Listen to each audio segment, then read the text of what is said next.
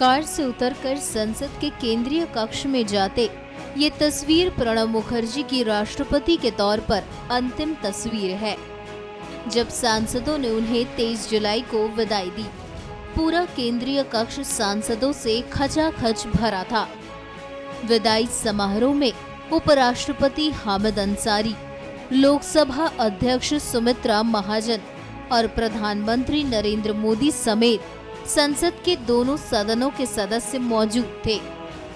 विदाई समारोह में राष्ट्रपति प्रणब मुखर्जी को स्मृति चिन्ह और सांसदों द्वारा हस्ताक्षरित पुस्तक भेंट की गई। इस मौके पर राष्ट्रपति प्रणब मुखर्जी ने प्रधानमंत्री मोदी की जमकर तारीफ की और दूरदर्शी नेतृत्व के तहत किए गए ऐतिहासिक परिवर्तनों की सराहना की।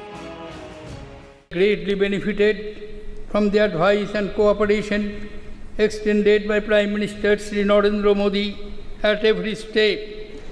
With passion and energy, he is driving transformational changes in the country. I will carry with me fond memories of our association and his warm and courteous behavior to me.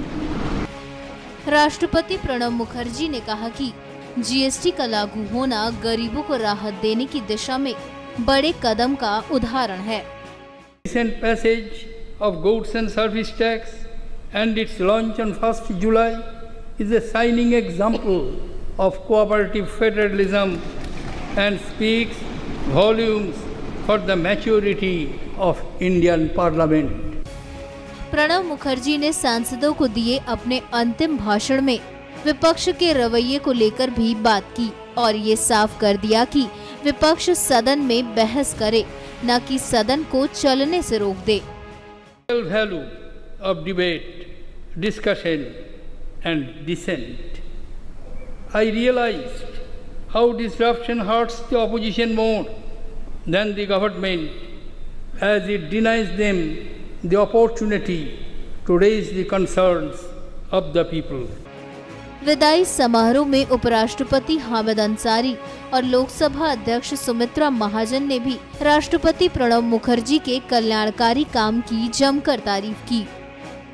No tribute to Shri Mukherjee can be complete without a reference to his role in the governance of the country. He held important ministerial charges in government and played a significant role in shaping the policies for progress and inclusive development over the years. Your achievements as a political leader, parliamentarian, administrator, author and visionary thinker are a grand testimony of your multifaceted personality.